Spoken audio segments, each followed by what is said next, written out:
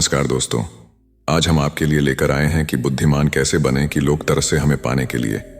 तो दोस्तों, वीडियो शुरू करने से पहले आपसे विनती है कि हमारे चैनल अकेला व्यक्ति हर बार यूट्यूब चैनल को सब्सक्राइब कर लें, जिससे हमें सपोर्ट मिल सके और हम आपके लिए और अच्छी अच्छी कथा कहानी लाते रहे। तो चलिए आपका ज्यादा समय न लेते ही शुरू करते हैं। नमो बुद्धाय। आशीष और संत का ज्ञान।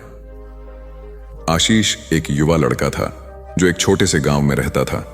वह हमेशा सोचता रहता था कि कैसे वह बुद्धिमान बने और समाज में अपना नाम रोशन करे।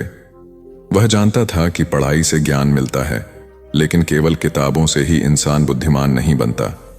उसे एक संत के बारे में पता चला जो पास के जंगल में रहते थे और उनकी बुद्धिमत्ता की चर्चाएं दूर दूर तक फैली थीं। आशीष ने निर्णय लिया कि वह संत से मिलने जाएगा और बुद्धिमान बनने का रास्ता सीखेगा। एक दिन आशीष संत के आश्रम पहुंचा और विनम्रता से संत से मिलने की अनुमति मांगी। संत ने उसे अंदर बुलाया और उसकी जिज्ञासा जानने के बाद मुस्कुराते हुए कहा, बुद्धिमान बनने की इच्छा अच्छी है, लेकिन यह कोई आसान मार्ग नहीं है। इसके लिए धैर्य, सही दृष्टिकोण और अनुभव की आवश्यकता होती है। संत ने आशीष को एक कठिन परीक्षा में डालने का फैसला किया। उन्होंने आशीष को एक पत्थर दिया और कहा, इस पत्थर को बाजार में जाकर बेचना है, लेकिन एक शर्त है, कीमत मत बताना। बस उन्हें यह पूछने दो कि वे कितनी कीमत देंगे। आशीष ने संत की बात मानी और पत्थर लेकर बाजार की ओर चल पड़ा। उसने पहले एक फल विक्रेता को पत्थर दिखाया। फल विक्रेता ने सोचा कि यह सिर्फ एक सामान्य पत्थर है और उसने कहा, मैं तुम्हें इसके लिए 2 रुपये दूंगा। आशीष ने कुछ नहीं कहा और पत्थर लेकर आगे बढ़ गया। उसके बाद आशीष एक जौहरी की दुकान पर गया और उसे वहीं पत्थर दिखाया। जौहरी ने ध्यान से पत्थर को देखा और आश्चर्यचकित होकर बोला, यह तो एक बहुमूल्य रत्न है। मैं इसके लिए तुम्हें 10,000 रुपये देने को तैयार हूं। आशीष हैरान हुआ, लेकिन उसने पत्थर नहीं बेचा और वापस संत के पास लौट आया। संत ने मुस्कुराते हुए कहा, यह पत्थर तुम्हारे जीवन की सच्चाई को दर्शाता है। लोगों की नजर में उसकी कीमत उनके ज्ञान और दृष्टिकोण पर निर्भर करती है।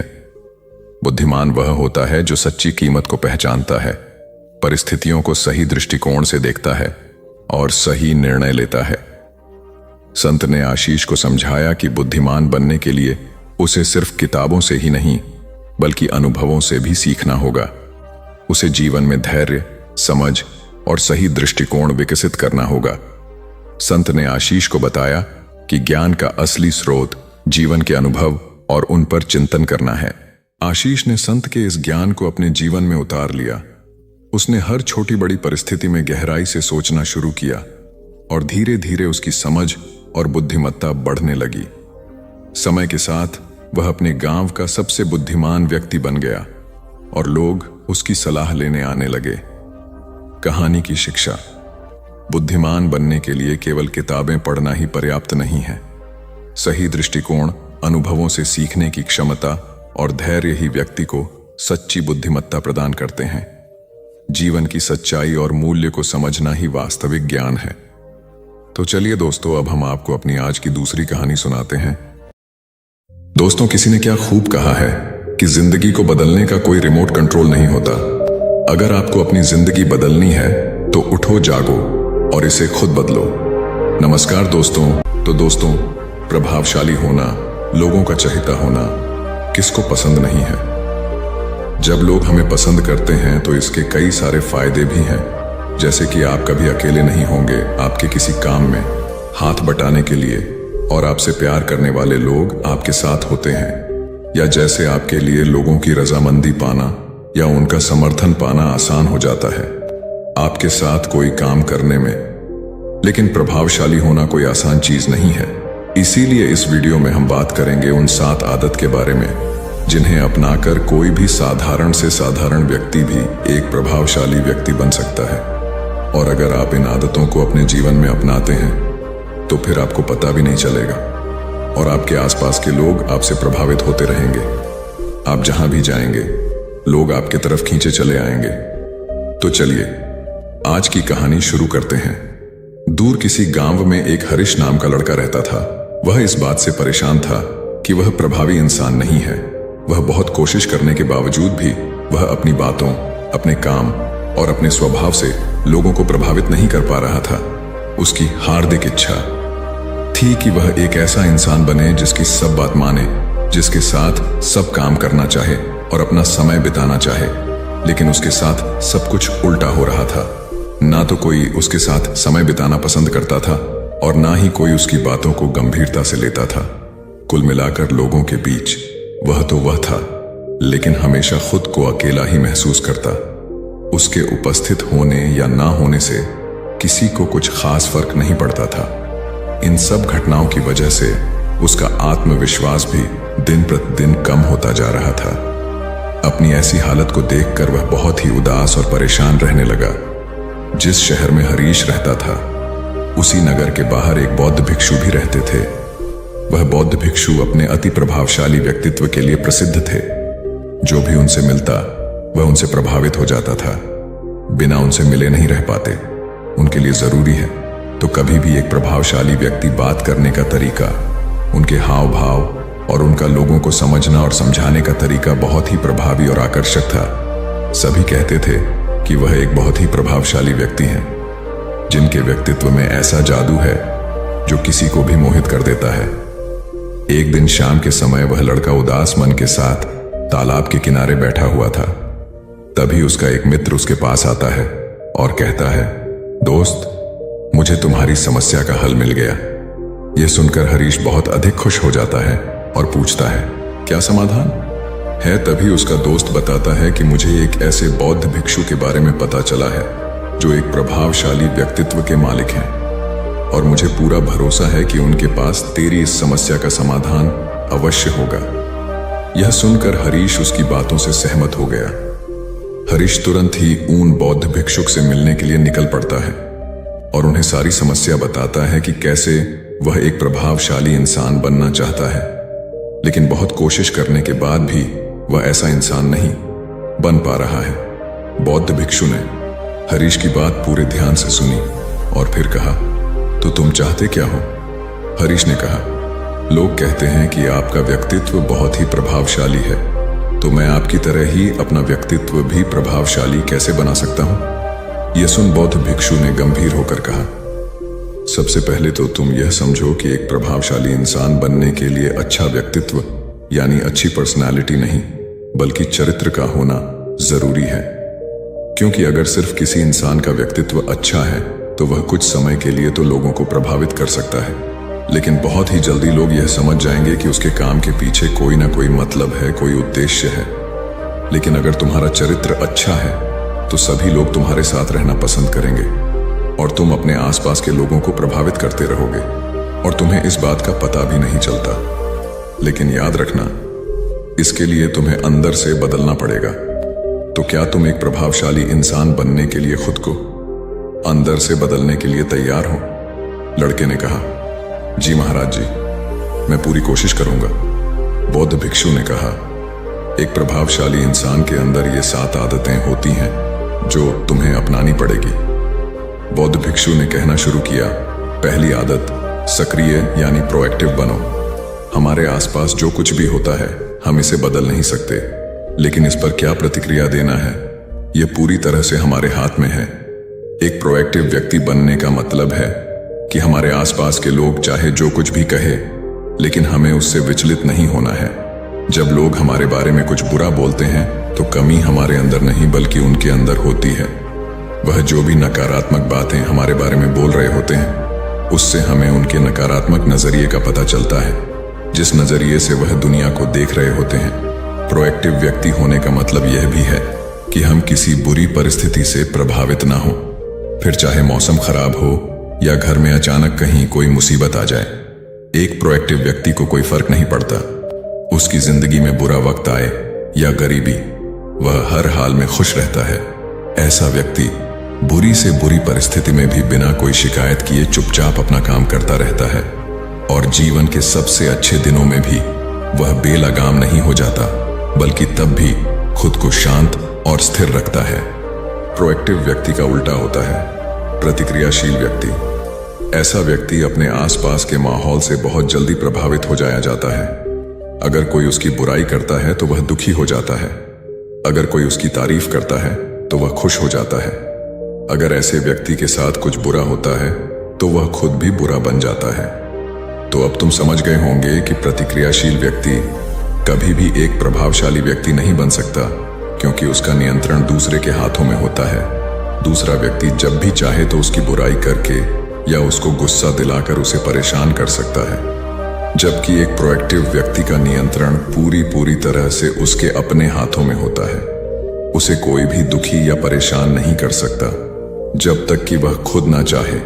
उसे कोई फर्क नहीं पड़ता कि सामने वाला उसके बारे में क्या बोलता है या क्या सोचता है। इसलिए प्रोएक्टिव व्यक्ति एक प्रभावशाली व्यक्ति होता है। तो तुम्हें भी एक प्रोएक्टिव व्यक्ति बने रहना है, ना कि प्रतिक्रियाशील व्यक्ति। दूसरी आदत, अंत को ध्यान में रखकर शुरुआत करो। इसका मतलब है कि तुम जब भी कोई बड़ा लक्ष्य बनाओ तो तुम्हें स्पष्ट रूप से पता होना चाहिए कि तुम उस काम को क्यों कर रहे हो और उसे कैसे पूरा करना है। यानी कि हर काम की शुरुआत में ही तुम्हें उसे करने का कारण और काम को पूरा करने की योजना स्पष्ट रूप से पता होनी चाहिए।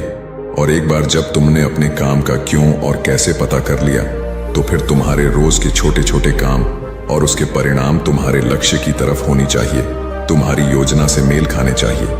अगर तुम हर रोज वह नहीं कर रहे हो जो तुम्हारे लक्ष्य नहीं बन सकते, जैसे कि अगर तुमने अपना वजन कम करने का लक्ष्य निर्धारित किया है और तुम हर रोज मेहनत नहीं कर रहे हो, पसीना नहीं बहा रहे हो, तो इसका मतलब है कि तुम्हारे रोज के काम तुम्हारे लक्ष्य और उसकी योजना से मेल नहीं खा रहे हैं। तुम्हारी कहनी और करनी में अंतर है और इस तरीके से लोग कभी भी तुमसे प्रभावित नहीं होंगे। इसलिए अगर तुम एक प्रभावशाली व्यक्ति बनना चाहते हो तो तुम्हें तुम्हारे काम का कारण और उसे पूरा करने का तरीका स्पष्ट रूप से पता होना चाहिए, और साथ ही तुम्हारे विचार और कर्म भी उसके साथ मेल खाने चाहिए। बौद्ध भिक्षु ने आगे कहा, तीसरी आदत, जरूरी चीजें सबसे पहले करो। एक दिन में हमारे सामने बहुत से काम होते हैं, लेकिन हम हर काम तो नहीं कर सकते। इसलिए हमें अपने सबसे महत्वपूर्ण कामों को सबसे पहले करना चाहिए। लेकिन महत्वपूर्ण काम क्या है? देखो बेटा, महत्वपूर्ण काम वह है जिन्हें हम व्यक्तिगत रूप से सबसे मूल्यवान मानते हैं। सबसे महत्वपूर्ण कामों को सबसे पहले करने का मतलब है कि हम अपना समय और ऊर्जा अपने लक्ष्य और अपने जीवन के लिए सबसे महत्वपूर्ण कामों पर लगा रहे हैं। अब अगर तुम्हारे महत्वपूर्ण काम भी तुमसे पूरे नहीं हो पा रहे हैं, तो इसका कारण तुम्हारा अनुशासनहीन होना नहीं, बल्कि यह है कि अब तक तुमने सबसे महत्वपूर्ण कामों को अपने दिल और दिमाग में बिठाया ही नहीं, और कभी यह सोचा ही नहीं कि यह काम तुम्हारे लिए सबसे महत्वपूर्ण क्यों है। असल समस्या काम का ज्यादा होना नहीं, बल्कि फालतू कामों को ना नहीं बोल पाने की है।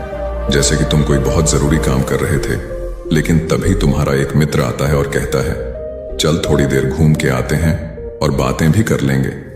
लेकिन अगर तुम्हारे दिमाग में तुम्हारा महत्वपूर्ण काम बैठा हुआ है, तो तुम तुरंत ही उसे पूरी विनम्रता के साथ जाने के लिए मना कर दो।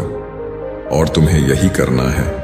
दिन भर के सारे गैर जरूरी कामों को तब तक ना करो जब तक कि तुम्हारे सबसे महत्वपूर्ण काम पूरे ना हो जाए। तो अब तुम समझ गए होगे कि प्रभावशाली लोग सबसे महत्वपूर्ण कामों को सबसे पहले खत्म करते हैं। बौद्ध भिक्षु ने आगे कहा, चौथी आदत, किसी भी काम में खुद के फायदे के साथ साथ दूसरों के फायदे के बारे में भी सोचो। ज्यादातर लोग अपना जीवन दूसरों से तुलना और प्रतिस्पर्धा करते हुए जीते हैं। वे अपनी सफलता दूसरों की असफलता में देखते हैं। यानी अगर मैं जीता तो तुम्हारे और मैं हारा तो तुम जीते। इस तरह से जीवन हार जीत का खेल बनकर रह जाता है। लेकिन जो प्रभावशाली लोग होते हैं वे प्रतिस्पर्धा में नहीं बल्कि आपसी सहयोग में विश्वास रखते हैं। उनका मानना होता है कि इस दुनिया में सभी के लिए सब कुछ पर्याप्त मात्रा में है और सबको उसका हिस्सा मिलना चाहिए। न केवल चीजों के लिए बल्कि आपसी रिश्तों में भी यह नियम लागू करते हैं। जैसे कि जब भी उनका किसी के साथ कोई मतभेद होता है तो वे बात को मन में रखने की बजाय उस इंसान के साथ खुलकर उस बारे में बात करते हैं और कोई बीच का ऐसा रास्ता निकालते हैं जो दोनों के लिए फायदेमंद हो, जिसमें दोनों की जीत हो, न कि सामने वाला ठगा हुआ महसूस करें। और ऐसा करके वह आपसी मनमुटाव को खत्म करते हैं, साथ ही रिश्तों को पहले से भी ज्यादा मजबूत बना लेते हैं। तो अब तुम समझ गए होगी कि प्रभावशाली बनने के लिए तुम्हें खुद के अलावा सामने वाले के फायदे के बारे में भी सोचना होता है। 5वीं आदत, पहले खुद दूसरों को समझने का प्रयास करो, फिर उनसे उम्मीद करो कि वह तुम्हारी बात को समझेंगे। किसी के साथ भी बातचीत करने का सबसे अच्छा तरीका यह है कि सबसे पहले हम यह समझने की कोशिश करें कि आखिर सामने वाला कहना क्या चाहता है। बल्कि मैं तो कहूंगा कि किसी भी इंसान की बात को सुनने और समझने का सबसे अच्छा तरीका है कि हम खुद को उसकी जगह पर रखकर सोचें। तब जाकर हम सही तरीके से समझ पाएंगे कि आखिरकार सामने वाला हमसे कहना क्या चाहता है। जब हम किसी की बात को ध्यान से सुनते ही नहीं, तब हम उसकी भावनाओं को समझे बिना ही उसे सलाह देने लग जाते हैं। लेकिन जब हम उसे समझने की कोशिश करते हैं, तभी हम जान पाते हैं कि असल में वह इंसान कैसा महसूस कर रहा है। और जब हम इस तरीके से किसी की बात सुनते हैं, तब जाकर हम उस इंसान को कुछ अच्छी सलाह दे पाएंगे या सच में उसकी कुछ मदद कर पाएंगे। ज्यादातर लोग बातचीत के दौरान सिर्फ यही कहते रहते हैं कि अगर तुम्हारी जगह मैं होता तो ऐसा करता, या फिर एक बार मेरी बात मानकर तो देखो। लेकिन वह कभी भी यह समझने का प्रयास नहीं करते कि सामने वाला व्यक्ति क्या कर रहा है, और इसका परिणाम यह होता है कि सामने वाला उन पर कभी भरोसा नहीं करता और फिर ना ही कभी अपनी समस्याएं उनके पास लेकर आता है। इसलिए अगर तुम सच में किसी की मदद करना चाहते हो, तो सबसे पहले उन्हें समझने का प्रयास करो। ऐसा करके तुम उनका विश्वास जीत पाओगे और उन्हें इस बात का भरोसा हो जाएगा कि तुम्हारे काम के पीछे किसी भी प्रकार का कोई लाभ या उद्देश्य नहीं है। तुम तो बस उनकी मदद करना चाहते हो, और फिर इस तरीके से वह भी तुम्हें समझना शुरू कर देंगे। और यही है प्रभावशाली इंसान बनने का 5वां नियम, बौद्ध भिक्षु ने आगे कहा। 6ठा नियम, प्रभावशाली लोग आपसी तालमेल और सहयोग के साथ काम करते हैं। वह लोग जो दूसरों को प्रभावित करते हैं, इस बात को अच्छे से समझते हैं कि 2 दिमाग हमेशा ही एक दिमाग से बेहतर होते हैं। इसलिए वह एक दूसरे का सहयोग करके किसी भी समस्या का समाधान निकालने की कोशिश करते हैं। लेकिन इंसानी स्वभाव के कारण आपसे तालमेल बैठाना इतना आसान नहीं होता, क्योंकि सबके अनुभव और दुनिया को देखने का दृष्टिकोण अलग अलग होता है, और प्रभावशाली लोग इस बात को भी समझते हैं। इसीलिए वह एक दूसरे के विचार और दृष्टिकोण को समझने और स्वीकारने का प्रयास करते हैं और आपसी मतभेद को भुलाकर साथ काम करते हैं, क्योंकि वह समझते हैं कि हर इंसान का अपना अनुभव, सोच और विशेषताएं होती हैं। जब अलग अलग खूबियों, अनुभवों और सोच वाले इंसान एक साथ मिलकर काम करते हैं, तो उस काम का परिणाम एक इंसान की तुलना में कहीं ज्यादा अच्छा और नया होता है।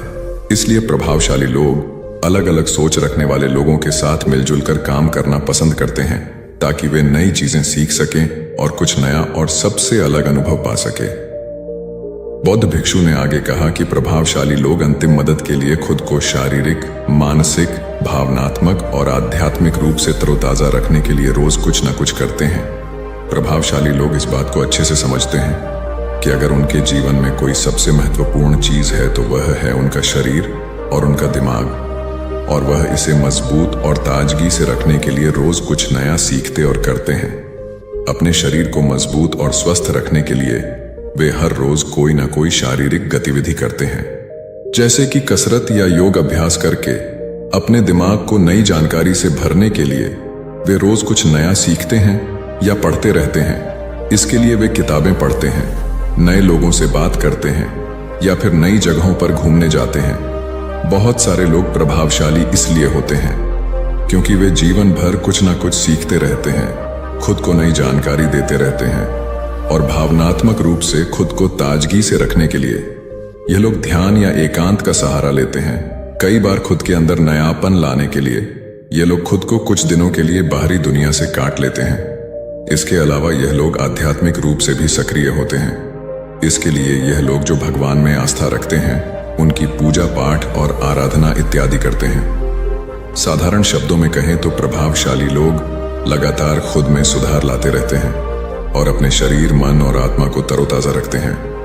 और अगर गौर से देखा जाए तो ये सारी आदतों में से यह 7वीं आदत सबसे ज्यादा जरूरी और प्रभावी है, क्योंकि इसके बिना बाकी की 6 आदतें उतनी प्रभावी नहीं रह जाएंगी जितनी उन्हें होनी चाहिए। और कोई भी इंसान कितना भी प्रभावशाली क्यों ना हो, लेकिन अगर वह खुद को शारीरिक, मानसिक, भावनात्मक और आध्यात्मिक रूप से तरोताजा नहीं रखता, तो धीरे धीरे उसका प्रभाव कम होना शुरू हो जाएगा। तो यह थी एक प्रभावशाली इंसान बनने की 7 आदतें, जिन्हें अपनाकर कोई भी इंसान प्रभावशाली बन सकता है। बौद्ध भिक्षु की यह सारी बातें सुनने के बाद अब उस लड़के को भी यह भरोसा हो गया था कि इन 7 आदतों को अपनाने के बाद वह भी एक प्रभावशाली इंसान बन सकता है। इसके लिए उसने उन बौद्ध भिक्षु को धन्यवाद किया और खुशी खुशी अपने मित्र के साथ वहां से चला गया। तो दोस्तों, उम्मीद है इस वीडियो से आपको काफी कुछ सीखने को मिला होगा, और अगर कुछ सीखने को मिला हो तो हमारे इस वीडियो को लाइक, शेयर और साथ ही कमेंट में नमो बुद्धाय जरूर लिखिएगा। धन्यवाद। दोस्तों, एक बार एक गुरु और एक शिष्य एक सुनसान जंगल से गुजर रहे थे। तभी शिष्य अपने गुरु से एक सवाल करता है कि गुरुजी, ऐसा क्यों होता है कि कुछ लोगों के पास कुछ भी नहीं होता, लेकिन फिर भी वह सुखी रहते हैं और आनंद में रहते हैं, और कुछ लोगों के पास सब कुछ होते हुए भी उदासी उनके चेहरे पर साफ दिखाई देती है। गुरु ने एक मुरझाए हुए फूल की तरफ इशारा करते हुए अपने शिष्य से कहा कि यह सोचने और समझने की बात है। अगर यह फूल ये सोचेगा कि मैं कल मुरझा गया था, या फिर यह सोचेगा कि मैं भविष्य में फिर से मुरझा जाऊंगा, तो यह कभी भी खुलकर पूरी तरीके से खिल नहीं पाएगा।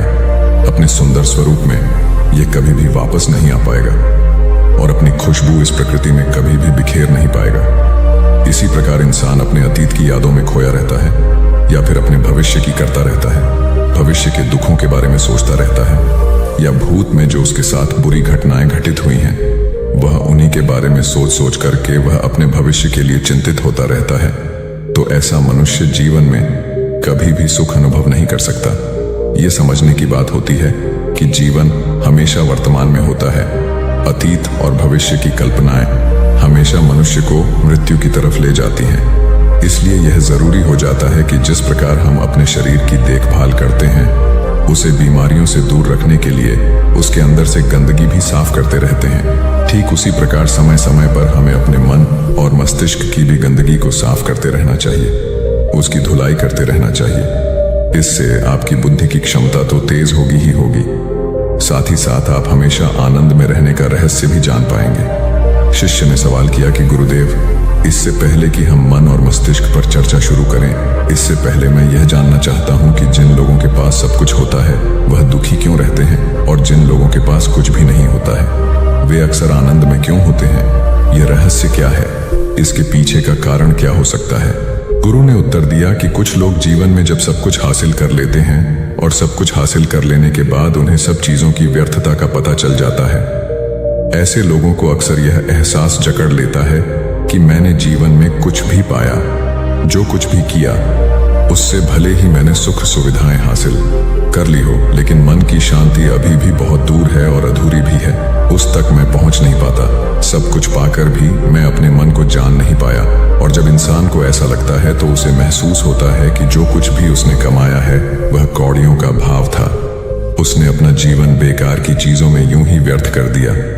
और वहीं पर जिस इंसान के पास जीवन में कुछ भी नहीं होता है, उसके पास एक उम्मीद होती है, सब कुछ पाने की लालसा रखता है, और वही लालसा, वही इच्छा उसको जीवन में खुश रखती है, आगे बढ़ाती है, और ऊर्जा से वह हमेशा भरा रहता है। गुरु ने अपने हाथ से एक सूखे पेड़ की तरफ इशारा करते हुए कहा कि शिष्य, कभी तो यह पेड़ भी हरा भरा रहा होगा, फलों से लदा हुआ रहा होगा, अनेक प्रकार के पक्षी और जानवर इस पर आराम करते होंगे, इसके फलों को खाते होंगे। इस समय इस पेड़ को भी यह पता नहीं होगा कि एक दिन यह सूख जाएगा और उसकी हालत इतनी बदतर हो जाएगी कि यह किसी को छांव तक नहीं दे पाए, उसके ऊपर पत्ते तक नहीं रह जाएंगे।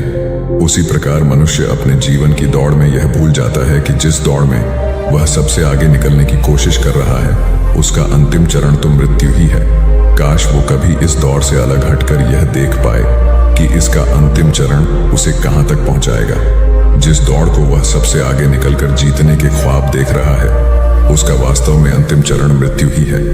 काश वह कभी जीवन में भी हो जाता है कि उन घटनाओं को हम किसी भी तरह अपने मन की दौड़ में ठहराकर यह देख पाए कि उसका चरण क्या है और उसका परिणाम क्या होने वाला है। वो तो बहुत कुछ इकट्ठा करने में लगा हुआ है, एक दिन वह सब यहीं का यही रह जाएगा। इकट्ठा करते करते एक दिन उसका शरीर मृत्यु को प्राप्त हो जाएगा और फिर उसका शरीर आग में जलकर राख हो जाएगा, लेकिन उसके द्वारा बनाई हुई चीज सब यहीं की यहीं पड़ी रह जाएगी। लेकिन इंसान चीजों को इकट्ठा करते करते अपनी जिंदगी को जीना भूल जाता है। वह कभी ठीक से खुलकर हंस भी नहीं पाता, बस इकट्ठा करने में लगा रहता है, और इकट्ठा करते करते वह अपने सब सुख, चैन, खुशी सब कुछ खो देता है। ऐसा भी हो सकता है कि वह ऐसे कार्यों की तरफ आगे बढ़ सकता है जो उसके जीवन में आनंद पैदा करता हो, जो उसके जीवन को एक नई दिशा दे। गुरु ने कहा कि एक योगी ही होता है जो जीवन की दौड़ में ठहर जाता है, जो यह समझ लेता है कि जीवन का अंतिम चरण तो मृत्यु ही है। इसीलिए वह जीवन में सुख सुविधाएं हासिल करने की बजाय खुद के मन और मस्तिष्क को एक नए आनंद की तरफ ले जाने का प्रयास शुरू कर देता है। शिष्य ने सवाल किया कि गुरुदेव, क्या एक गृहस्थ जीवन में जीने वाला मनुष्य उस आनंद की प्राप्ति नहीं कर सकता? और अगर कर सकता है तो किस प्रकार शुरुआत उसे करनी चाहिए? गुरु ने कहा कि बिल्कुल कर सकता है। गुरु ने उत्तेजित होकर उत्तर दिया कि अगर सभी मनुष्य उस आनंद की प्राप्ति के लिए योगी बनने का निश्चय कर लें तो इससे तो प्रकृति का चलन ही रुक जाएगा। उसकी जो व्यवस्था है वह बिगड़ने लगेगी। एक सच्चा योगी अपने जीवन में खोज करता है, और खोज करने के बाद वह गृहस्थ जीवन में किस प्रकार आनंद को प्राप्त किया जा सकता है वह तरीके सभी को बताता है, ताकि मनुष्य अपने गृहस्थ जीवन का पालन करते हुए उस आनंद की प्राप्ति भी कर सके। गुरु ने उस युवक को संबोधित करते हुए उत्तर दिया कि मैंने अपने जीवन में जो खोज की है उसके अनुसार मनुष्य को समय समय पर अपने मन और मस्तिष्क की सफाई करते रहना चाहिए। मनुष्य अपने शरीर पर तो ध्यान दे देता है, लेकिन अपने मन और मस्तिष्क को वह भूल जाता है।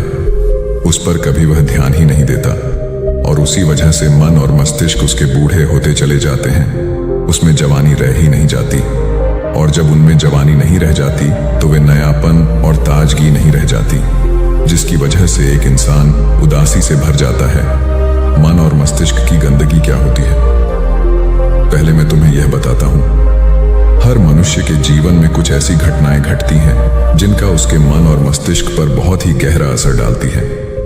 वह जीवन पर्यंत उन घटनाओं को भुला भी नहीं पाता, और वही घटनाएं उसके मन में पूरी तरह से पक्की बैठ जाती हैं, जो उसके मन में गांठ बना लेती हैं। और भविष्य में जब भी वह कोई काम करता है तो यह घटनाएं उसको प्रभावित करती हैं। उसके विचारों को, उसके निर्णय को पूरी तरह से यह घटनाएं बदल कर रख देती हैं। ऐसे मनुष्य की दृष्टि भी भ्रमित हो जाती है। वह सत्य स्वरूप को देख ही नहीं पाता। वह उन चीजों को उन घटनाओं से जोड़कर भ्रमित तरीके से देखता रहता है। उदाहरण के लिए, अगर किसी बुरी आंखें वाले आदमी ने आपको धोखा दे दिया है तो आप जीवन पर्यंत बुरी आंखें वाले आदमी को हमेशा धोखेबाज ही समझते रहेंगे। उस पर कभी पूर्ण रूप से आप विश्वास ही नहीं कर पाएंगे।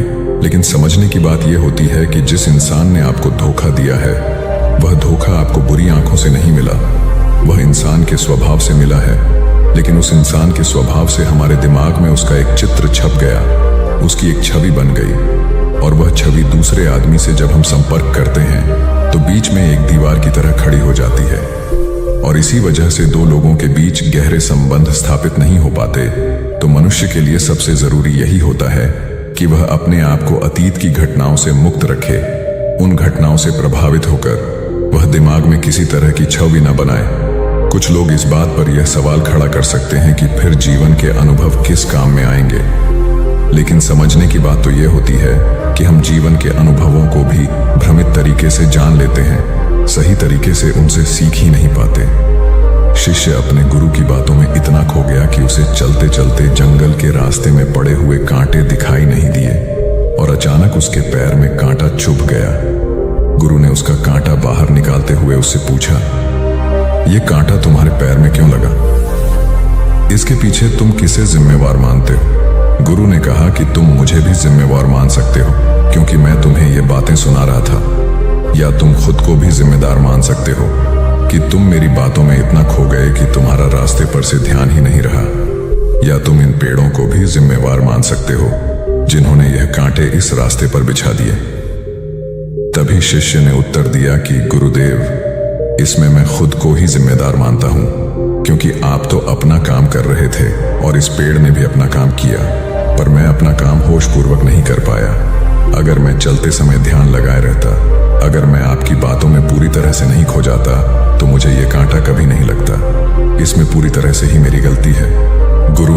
शाबाशी से अपने शिष्य की पीठ को थपथपाया और आगे कहा कि जो घटनाएं हमारे मन को प्रभावित करती हैं, जरूर उसे बाहर निकाल दें। और उसके लिए सबसे सरल तरीका है कि अपनी भावनाओं को व्यक्त करना सीखो। उसे अपने दिल में, अपने मस्तिष्क में बैठाकर मत रखो। जब तुम किसी दूसरे मनुष्य के सामने अपनी भावनाओं को व्यक्त कर देते हो तो तुम्हारे मन का बोझ हल्का हो जाता है। कुछ लोगों का स्वभाव ऐसा होता है कि वह अपने मन की बात किसी को नहीं बताते। ऐसे लोग अक्सर अंदर ही अंदर दुखी होते रहते हैं, लेकिन वह अपने मन की बात किसी दूसरे आदमी को कभी नहीं बताते।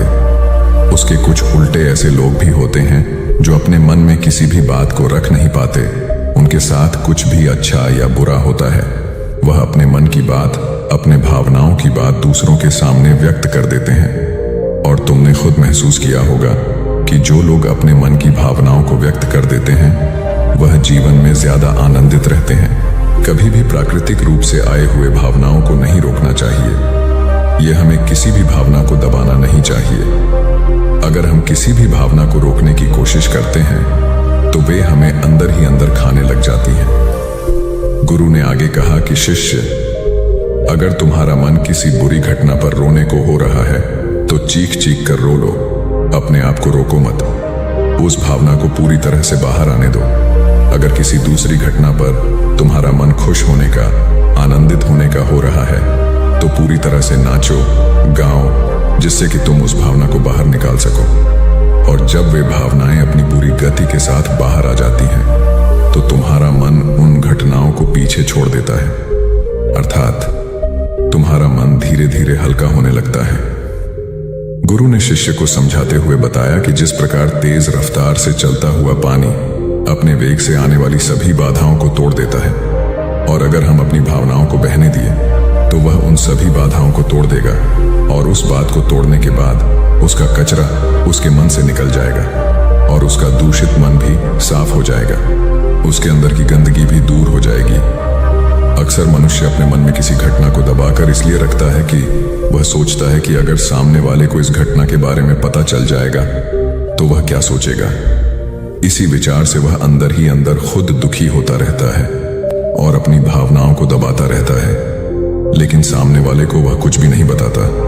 लेकिन अगर वह हिम्मत करके शुरुआत कर सकता है, अपने अंदर की बात अपने किसी करीबी मित्र को बता दे, तो उसका पूरा जीवन परिवर्तित हो सकता है। उसका जीवन सुखमय बन सकता है। एक बार अगर उसके दिमाग में यह आदत बन गई तो जीवन भर अपनी भावनाओं को दूसरों के सामने व्यक्त करने से कभी नहीं हिचकिचाएगा। हम अपने जीवन में इस आदत को 21 दिनों में पैदा कर सकते हैं। 21 दिनों तक अगर सही तरीके से हम अभ्यास करें तो हमारा दिमाग पूरी तरह से भावनाओं से मुक्त हो सकता है। यह 21 दिनों का अभ्यास इस प्रकार है। 21 दिनों तक सबसे पहली बात जो आपको याद रखनी है कि अपने मन में किसी भी बात को दबाकर नहीं रखना है। अगर हम किसी मनुष्य के बारे में अच्छा सोचते हैं तो हम उसे करें, अगर बुरा भी सोचते हैं तो भी उसे व्यक्त करें।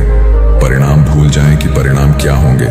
सिर्फ अपने दिमाग की धुलाई करने पर विश्वास रखें। इससे आपके दिमाग में एक अद्भुत साहस पैदा होगा। गुरु ने आगे कहा कि शिष्य, जब आप किसी मनुष्य के बारे में वह सब बता पाएंगे जो आप उसके बारे में सोचते हैं, तो आप खुद सोचिए कि आपका खुद के ऊपर कितना विश्वास बढ़ जाएगा। आपके मन के सारे दोष खत्म हो जाएंगे। हो सकता है कि इसमें आपको चुनौतियों का सामना करना पड़े, लेकिन जहां चुनौतियां नहीं होती हैं वहीं कुछ अभ्यास भी नहीं होता है। अभ्यास हमेशा चुनौतियों से भरा होना चाहिए। इससे आप सत्य वचन बोलने का अभ्यास भी कर पाएंगे। अक्सर हम दूसरों को प्रभावित करने के लिए वह सब बोलते रहते हैं जो उन्हें अच्छा लगता हो, लेकिन वह नहीं बोलते जो हम उनके बारे में सचमुच सोचते हैं। और यही हमारे सबसे बड़ी भूल हो जाती है, जिससे हमारा पूरा अस्तित्व झूठा बनकर रह जाता है। और अपनी भावनाओं को व्यक्त करते समय यह भी जरूर ध्यान रखें कि आपके अंदर जो भावनाएं उस इंसान के प्रति उठ रही हैं, उसके पीछे का मूलभूत कारण क्या है। उदाहरण के लिए, जब एक नौकर अपने मालिक के लिए कोई काम करता है और वह काम अच्छे से नहीं कर पाता है, तो मालिक उसे डांट फटकार देता है, जिससे उसके अंदर उसके प्रति क्रोध की भावनाएं उठने लगती हैं। लेकिन समझने की बात यह होती है कि मालिक तो आपको कहेगा ही, वह तो डांटेगा ही।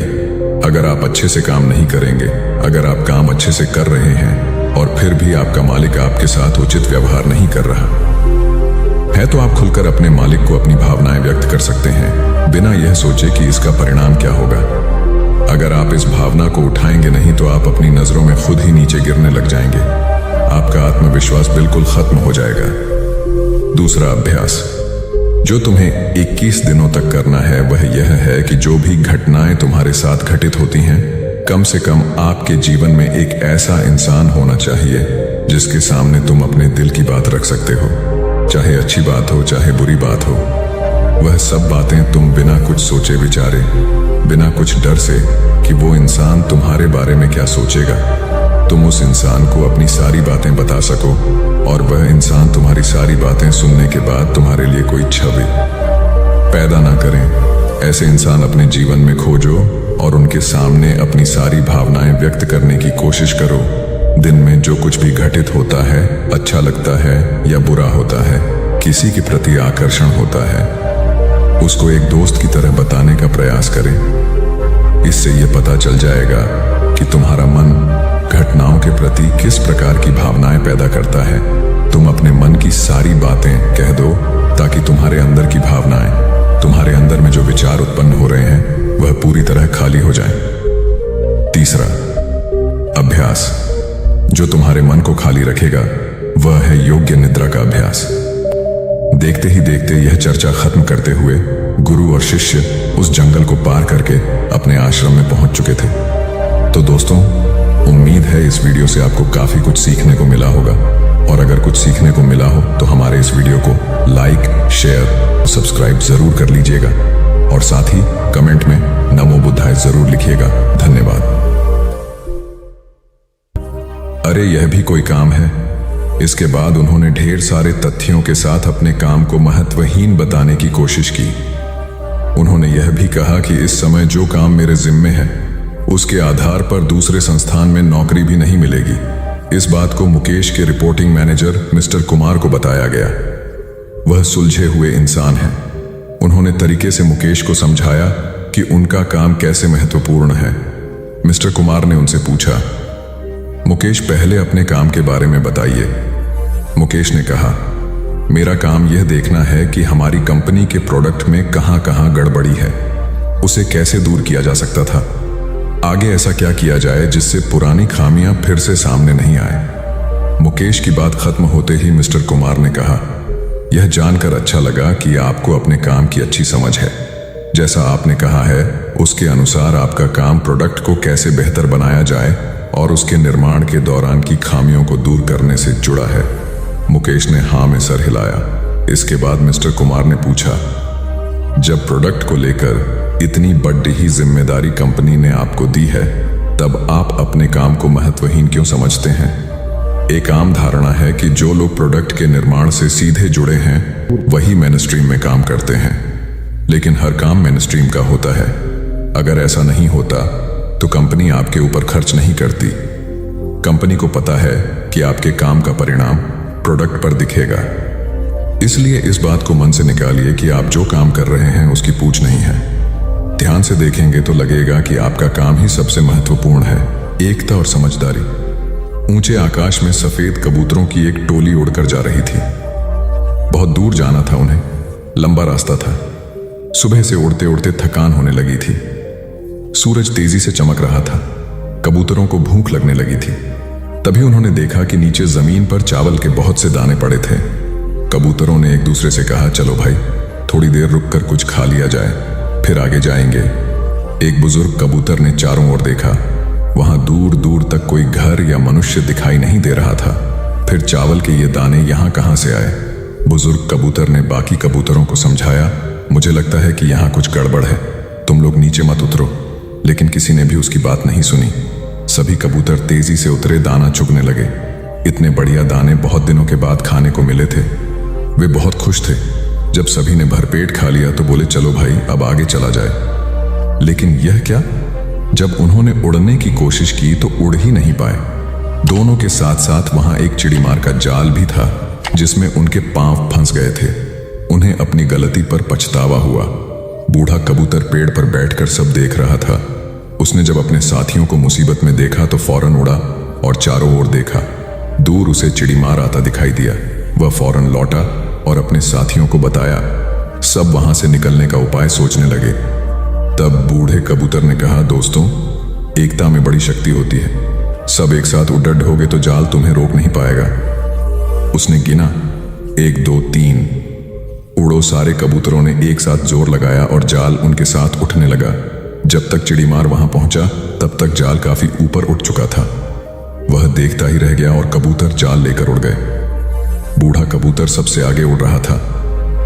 काफी देर उड़ने के बाद वे नीचे उतरे। वहां कबूतरों के दोस्त चूहे रहते थे।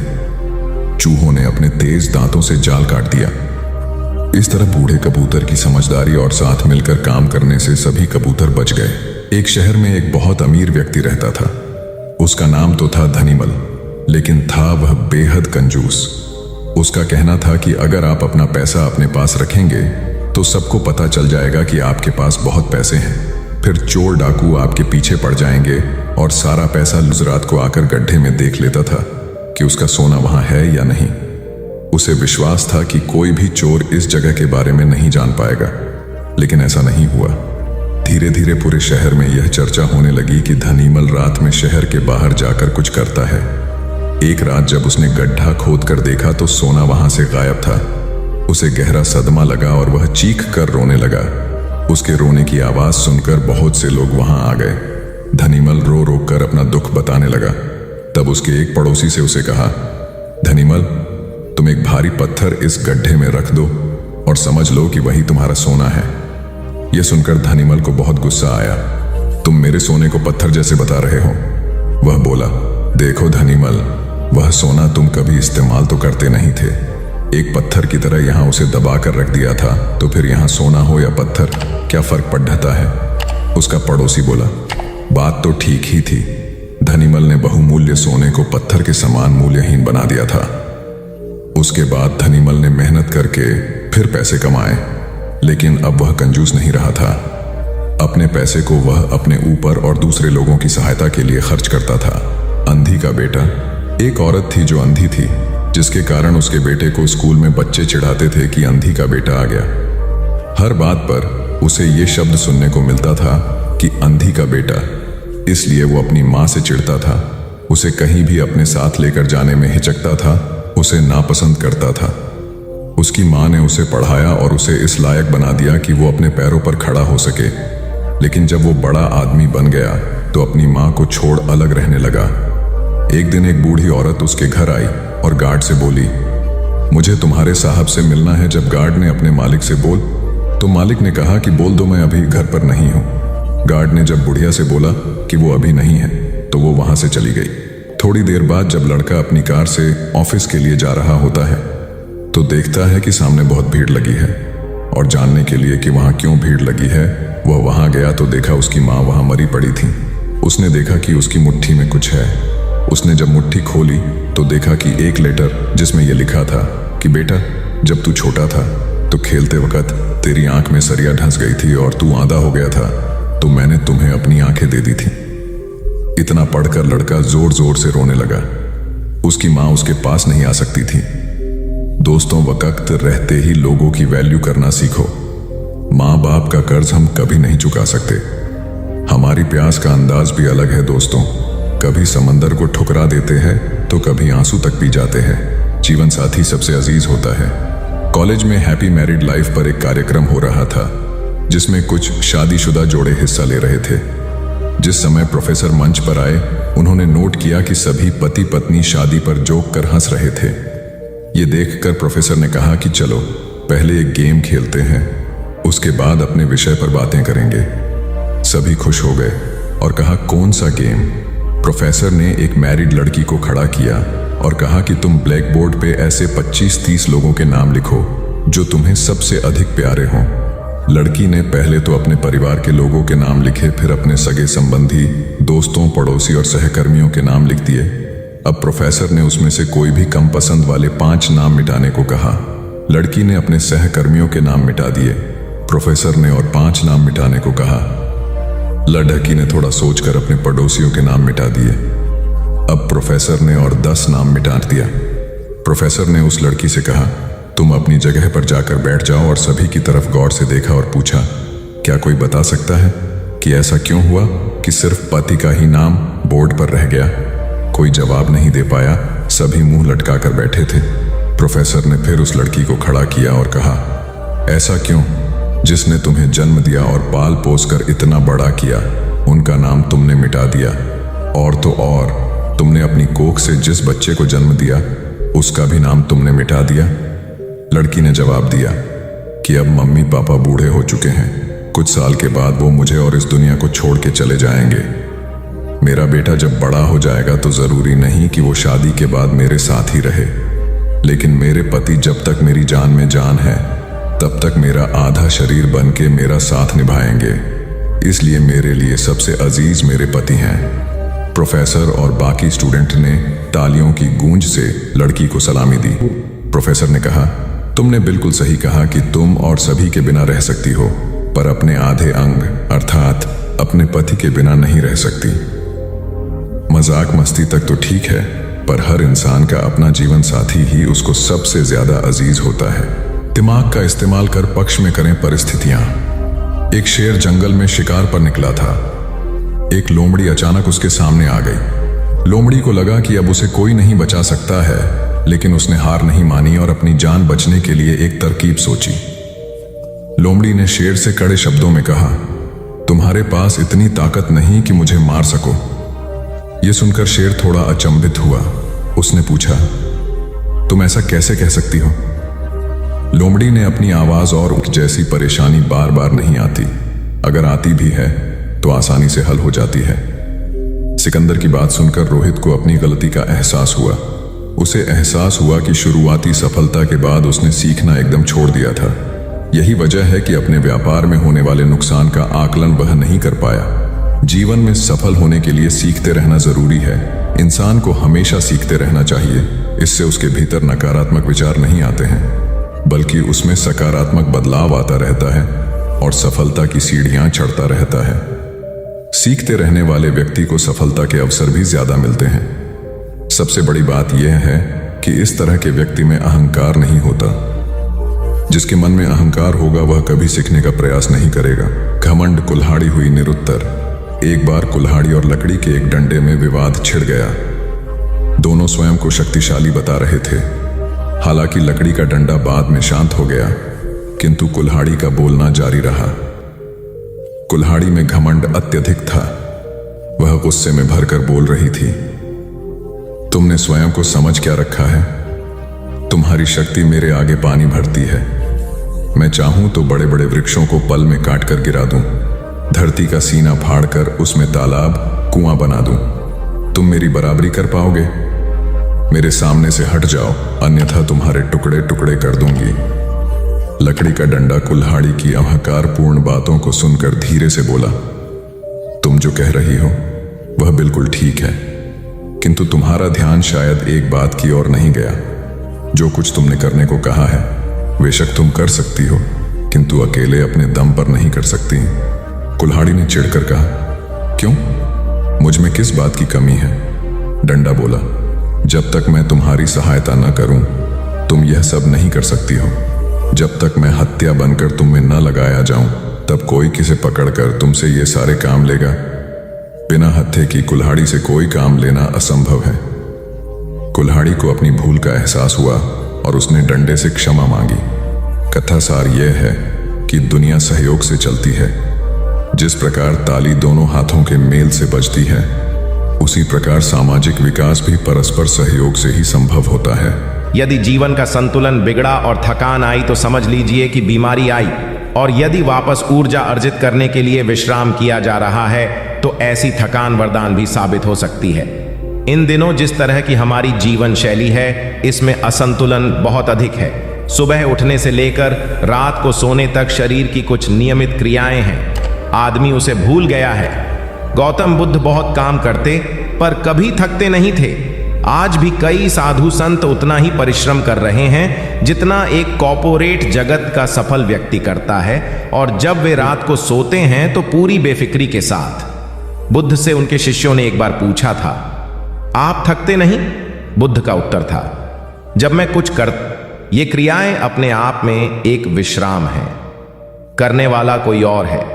हम तो महज उसके हाथों की कठपुतली हैं। ये मनोभाव भी थकान को मिटाएगा। क्या दिक्कत है ऐसा सोच लेने में? महात्मा बुद्ध ज्ञान प्राप्ति के लिए घोर तप में लगे थे। उन्होंने शरीर को काफी कष्ट दिया, यात्राएं की, घने जंगलों में कठिन साधना की, पर आत्मज्ञान की प्राप्ति नहीं हुई। निराश हो बुद्ध सोचने लगे, मैंने अभी तक कुछ भी प्राप्त नहीं किया, अब आगे क्या कर पाऊंगा। निराशा, अविश्वास के इन नकारात्मक भावों ने उन्हें क्षुब्ध कर दिया। कुछ ही क्षणों के बाद उन्हें प्यास लगी। वे थोड़ी दूर स्थित एक झील तक पहुंचे। वहां उन्होंने एक दृश्य देखा कि एक नन्ही सी गिलहरी के 2 बच्चे झील में डूब गए। पहले तो वह गिलहरी जड़वत बैठी रही, फिर कुछ देर बाद उठकर झील के पास गई, अपना सारा शरीर झील के पानी में भिगोया और फिर बाहर आकर पानी झाड़ने लगी। ऐसा वह बार बार करने लगी। बुद्ध सोचने लगे कि इस गिलहरी का प्रयास कितना मूर्खतापूर्ण है। क्या कभी यह इस झील को सुखा सकेगी? किंतु गिलहरी का यह क्रम लगातार जारी था। बुद्ध को लगा मानो गिलहरी कह रही हो कि यह झील कभी खाली होगी या नहीं, यह मैं नहीं जानती, किंतु मैं अपना प्रयास नहीं छोड़ूंगी। अतः उस छोटी सी गिलहरी ने भगवान बुद्ध को अपने लक्ष्य मार्ग से विचलित होने से बचा लिया। वे सोचने लगे कि जब यह नन्ही गिलहरी अपने लघु सामर्थ्य से झील को सुखा देने के लिए दृढ़ संकल्पित है तो मुझ में क्या कमी है। मैं तो इससे 1000 गुना अधिक क्षमता रखता हूं। यह सोचकर गौतम बुद्ध पुनः अपनी साधना में लग गए और एक दिन बोधिवृक्ष तले उन्हें ज्ञान का आलोक प्राप्त हुआ। यह कथा असफलता के बावजूद प्रयासों की निरंतरता पर बल देती है। यदि हम पूर्ण होने पर बुद्ध ने उसकी तरफ देखा और उसे बहुत स्नेह से दुलारा। उनका निश्चल प्रेम देखकर सर्प का विष अमृत बन गया और यक्ष ने श्रद्धापूर्वक बुद्ध को नमन किया। कहानी का सार यह है कि मन की कलुषता पर एकाग्रता, स्नेह और संभव से ही विजय प्राप्त की जा सकती है। बौद्ध भिक्षु बोधि धर्म भ्रमण करते हुए एक गांव में पहुंचे। लोग उनका बहुत आदर करते थे। बोधि धर्म व उनके शिष्यों का ग्रामीणों ने हार्दिक सत्कार किया और फिर उनके पवित्र वचनों को सुनने के लिए उनके आसपास एकत्रित हो गए।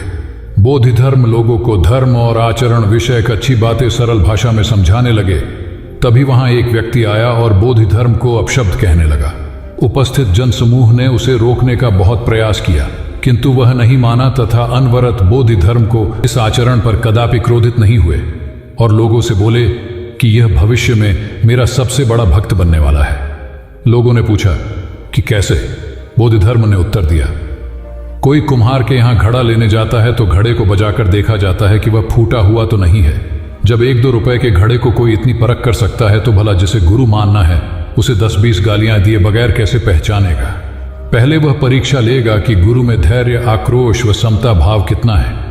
यह जानने के बाद ही तो वह गुरु को स्वीकारेगा।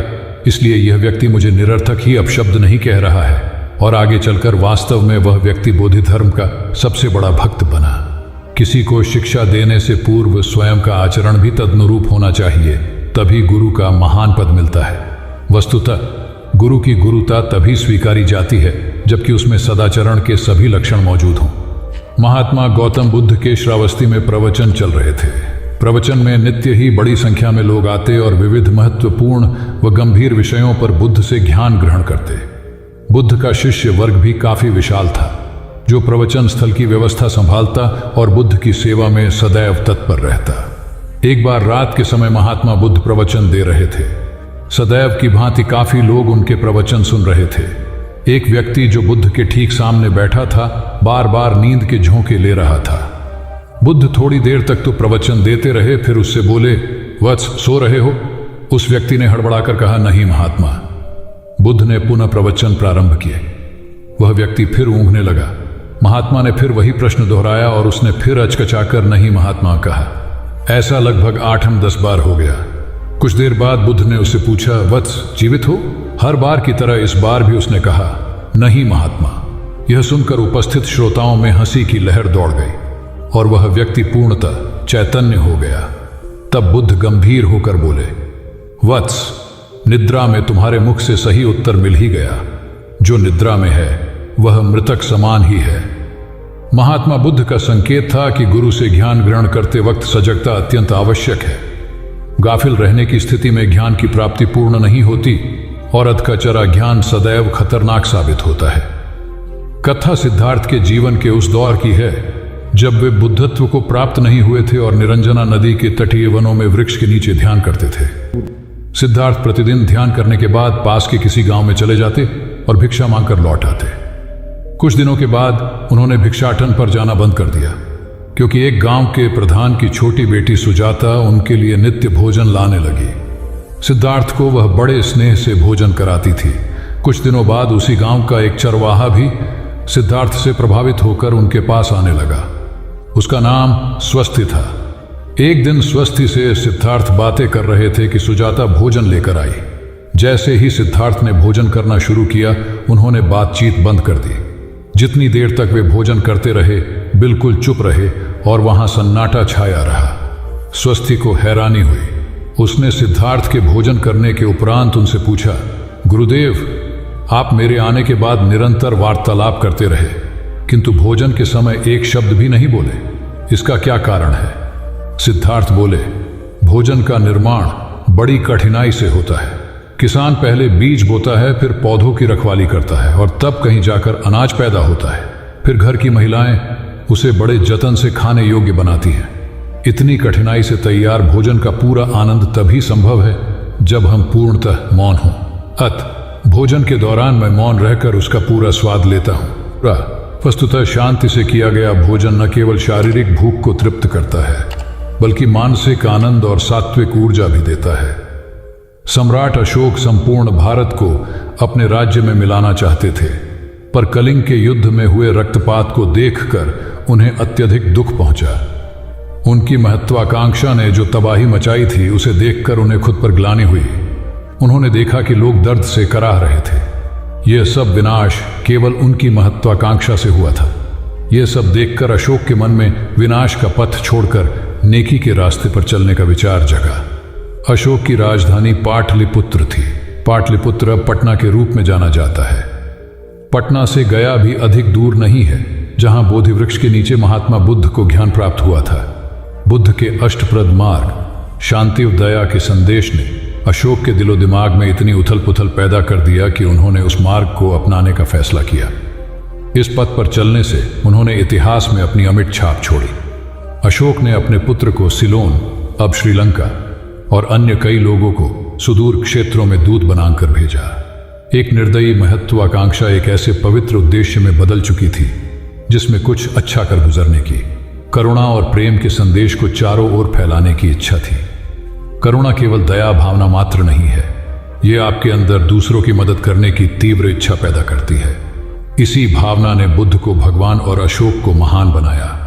तथागत बुद्ध उन दिनों मगध प्रवास पर थे। साथ में शिष्यों का बड़ा समूह भी था। प्रतिदिन बुद्ध के प्रवचन होते, जिनका लाभ लेने के लिए बड़ी संख्या में लोग आते। इन लोगों में साधारण जन के साथ विशिष्ट हस्तियां भी शामिल रहती थी।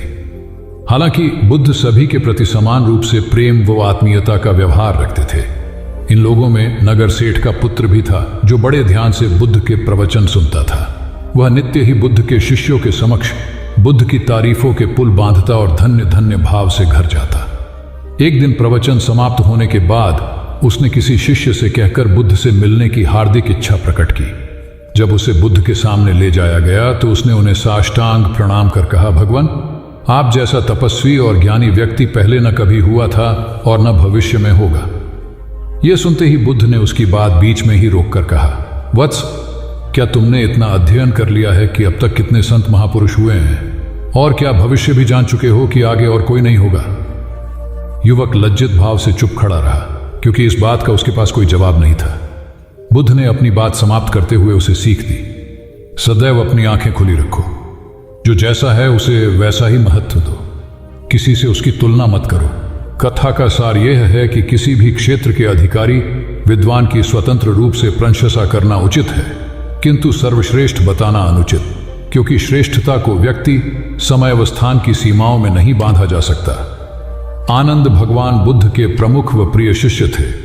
उनके स्वभाव में उदारता, स्नेह व सहिष्णुता जैसे गुण शामिल थे। वे सभी के प्रति समान व्यवहार करते थे। उनकी दृष्टि में कोई छोटा या बड़ा नहीं था। एक बार आनंद कहीं जा रहे थे। रास्ते में उन्हें बड़े जोर की प्यास लगी। आसपास देखा तो निकट ही कुआं दिखाई दिया। वे वहां पहुंचे। कुएं से एक लड़की पानी भर रही थी। आनंद ने उसके पास जाकर कहा, बहन, मैं बड़ी दूर से आ रहा हूं, मुझे बहुत जोर से प्यास लगी है, कृपा कर पानी पिला दो।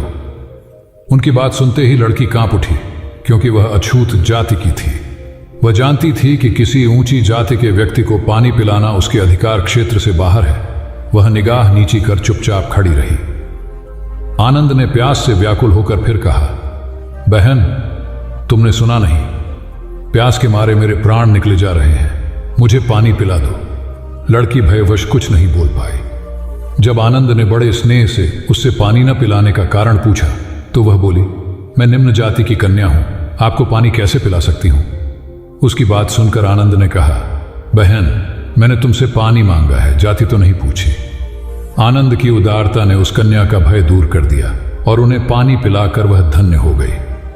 कथा का सार यह है कि ईश्वर की दृष्टि सम होने के कारण उसने सभी मनुष्यों को समान शरीर, बुद्धि और भावना से नवाजा है। अपने सृष्टिकर्ता के विरुद्ध जाकर मानव मानव में भेद करना सर्वथा अनुचित है। एक बार भगवान बुद्ध अपने शिष्यों के साथ पाटलिपुत्र पहुंचे। सभी लोग एक विहार में रुके। भोजन के बाद बुद्ध ने आनंद से अगले दिन से प्रवचन आरंभ करने को कहा।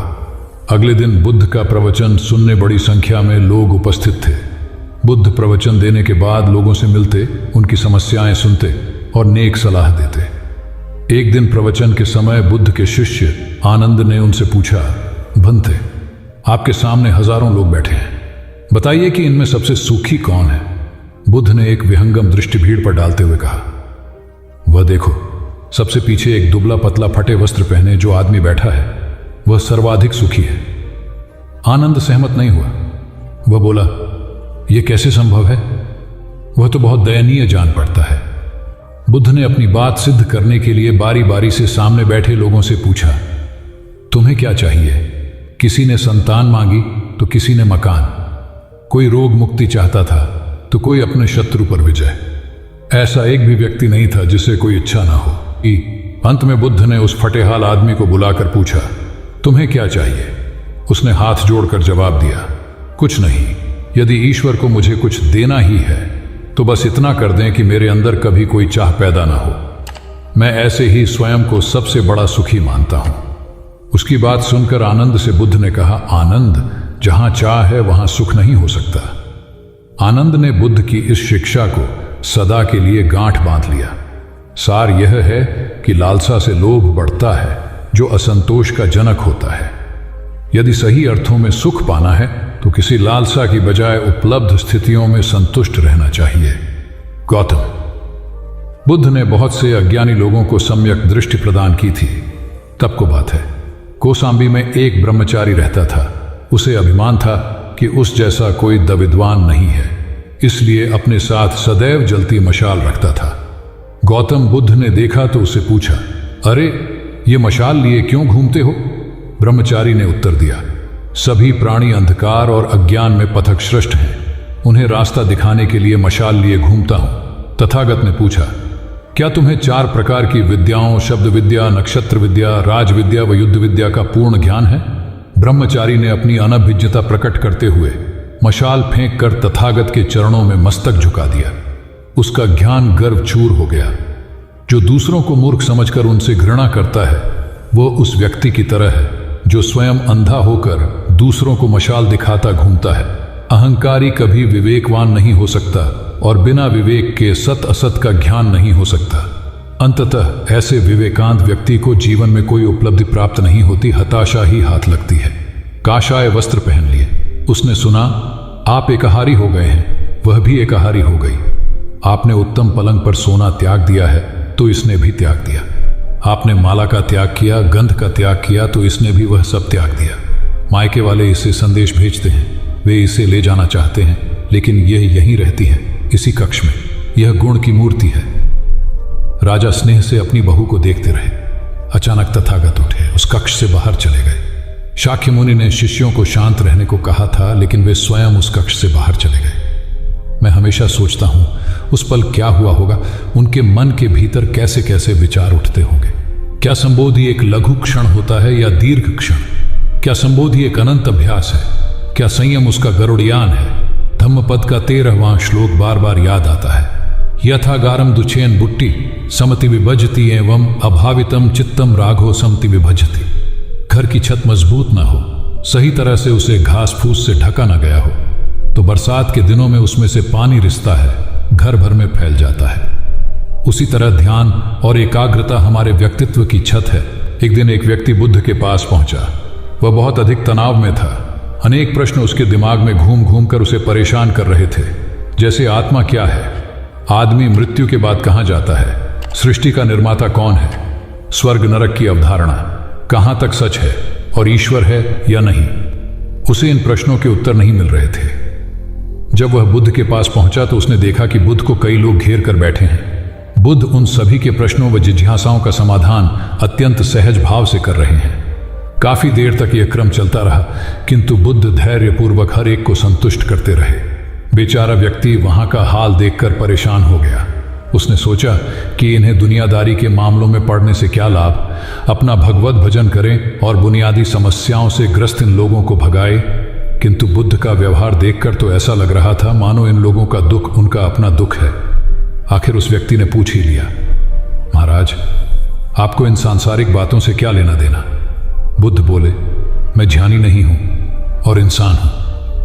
वैसे भी वह ज्ञान किस काम का जो इतना घमंडी और आत्म केंद्रित हो कि अपने अतिरिक्त दूसरे की चिंता ही न कर सके। ऐसा ज्ञान तो अज्ञान से भी बुरा है। बुद्ध की बातें सुनकर व्यक्ति को उलझन दूर हो गई। उस दिन से उसकी सोच व आचरण दोनों बदल गए। कथा का सार यह है कि ज्ञान तभी सार्थक होता है जब वह लोक कल्याण में संलग्न हो। महात्मा बुद्ध ने युवक को सत्संग का महत्व समझाया। महात्मा बुद्ध एक गांव में ठहरे हुए थे। वे प्रतिदिन शाम को वहां पर सत्संग करते थे। भक्तों की भीड़ होती थी क्योंकि उनके प्रवचनों से जीवन को सही दिशा बोध प्राप्त होता था। बुद्ध की वाणी में गजब का जादू था। तब बुद्ध ने उसे समझाया, यदि इसी तरह उसे पानी में निरंतर डालते रहोगे तो कुछ ही दिनों में ये छेद फूलकर बंद हो जाएंगे और टोकरी में पानी भर पाओगे। इसी प्रकार जो निरंतर सत्संग करते हैं उनका मन एक दिन अवश्य निर्मल हो जाता है। अवगुणों के छिद्र भरने लगते हैं और गुणों का जल भरने लगता है। युवक ने बुद्ध से अपनी समस्या का समाधान पा लिया। निरंतर सत्संग से दुर्जन भी सज्जन हो जाते हैं, क्योंकि महापुरुषों की पवित्र वाणी उनके मानसिक विकारों को दूर कर उनमें सद्विचारों का आलोक प्रसारित कर देती है। एक आदमी को बुद्ध ने सुझाव दिया कि दूर से पानी लाते हो, क्यों नहीं अपने घर के पास एक कुआं खोद लेते? हमेशा के लिए पानी की समस्या से छुटकारा मिल जाएगा। सलाह मानकर उस आदमी ने कुआं खोदना शुरू किया, लेकिन 7-8 फीट खोदने के बाद उसे पानी तो क्या, गीली मिट्टी का भी चिन्ह नहीं मिला। उसने वह जगह छोड़कर दूसरी जगह खुदाई शुरू की, लेकिन 10 फीट खोदने के बाद भी उसमें पानी नहीं निकला। उसने फिर तीसरी जगह कुआं खोदना शुरू किया, लेकिन यहां भी उसे निराशा ही हाथ लगी। इस क्रम में उसने 8-10 फीट के 10 कुएं खोद डाले, लेकिन पानी कहीं नहीं मिला। वह निराश होकर बुद्ध के पास गया। उसने बुद्ध को बताया कि मैंने 10 कुएं खोद डाले, मगर पानी एक में भी नहीं निकला। बुद्ध को आश्चर्य हुआ। वे स्वयं चलकर उस स्थान पर आए जहां उसने 10 गड्ढे खोदे हुए थे। बुद्ध ने उन गड्ढों की गहराई देखी और सारा माजरा समझ गए। फिर वे बोले, 10 कुएं खोदने की बजाय एक कुएं में ही तुम अपना सारा परिश्रम लगाते तो पानी कब का मिल गया होता। तुम सब गड्ढों को बंद कर दो, केवल एक को गहरा करते जाओ, पानी निकल आएगा। उसने बुद्ध को बात मानकर ऐसा ही किया। परिणाम स्वरूप कुआं पूर्ण होते ही पानी निकल आया। सबने भगवान बुद्ध की जय जयकार की। धन्ना सेठ के पास 7 पुश्तों के पालन पोषण जितना धन था। उसका व्यापार चारों तरफ फैला हुआ था, किंतु फिर भी उसका मन अशांत रहता था। कभी धन की सुरक्षा की चिंता, तो कभी व्यापारिक प्रतिस्पर्धा में आगे निकलने का तनाव। चिंता और तनाव के कारण वह अस्वस्थ रहने लगा। उसके मित्र ने उसकी गिरती दशा देखी तो उसे बुद्ध के पास जाने की सलाह दी। सेठ बुद्ध के पास पहुंचा और अपनी समस्या बताई। बुद्ध ने उसे सांत्वना देते हुए कहा, तुम घबराओ मत, तुम्हारा कष्ट अवश्य दूर होगा। बस तुम यहां कुछ दिन रहकर प्रभु का ध्यान किया करो। बुद्ध के कहे अनुसार सेठ ने रोज ध्यान करना शुरू कर दिया, किंतु सेठ का मन ध्यान में नहीं लगा। वह जैसे ही ध्यान करने बैठता, उसका मन फिर अपनी दुनिया में चला जाता। उसने बुद्ध को यह बात बताई, किंतु बुद्ध ने कोई उपाय नहीं बताया। थोड़ी देर बाद जब सेठ बुद्ध के साथ वन में सायंकालीन भ्रमण कर रहा था, तो उसके पैर में एक कांटा चुभ गया। वह दर्द के मारे कराहने लगा। बुद्ध ने कहा, बेहतर होगा कि तुम जी कड़ाकर कांटे को निकाल दो, तब इस दर्द से मुक्ति मिल जाएगी। सेठ ने मन कड़ाकर कांटा निकाल दिया, उसे चैन मिल गया। तब बुद्ध ने उसे समझाया, ऐसे ही लोभ, मोह, क्रोध, घमंड व द्वेष के कांटे तुम्हारे मन में गड़े हैं। जब तक अपने मन की संकल्प शक्ति से उन्हें नहीं निकालोगे, अशांत ही रहोगे। सेठ का अज्ञान बुद्ध के इन शब्दों से दूर हो गया और उसने निर्मल हृदय की राह पकड़ ली। अपनी कुप्रवृत्तियों से मुक्ति के लिए संकल्पबद्धता अनिवार्य है। जब तक व्यक्ति दृढ़ निश्चय न कर ले, वह अपनी गलत आदतों से मुक्त नहीं हो सकता।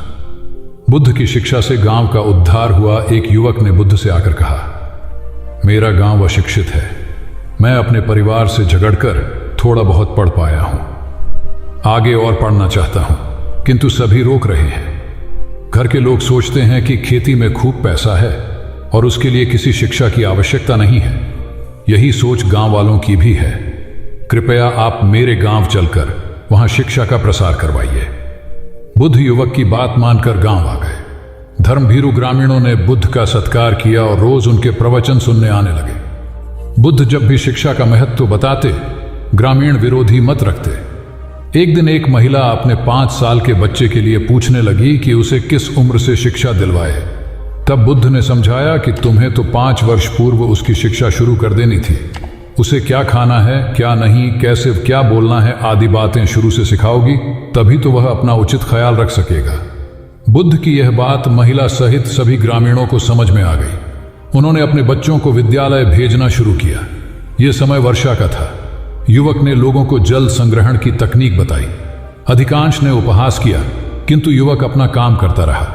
बुद्ध का सहयोग प्राप्त था, इसलिए किसी ने उसका खुलकर विरोध नहीं किया। जब गर्मी में भीषण जल संकट के कारण फसलें सूखने लगीं, तो युवक ने कुएं खुदवाए, जिनमें जल संग्रहण की तकनीक के कारण खूब पानी निकला। ग्रामीण अब शिक्षा का महत्व समझ चुके थे। धीरे धीरे संपूर्ण गांव शिक्षित हो गया।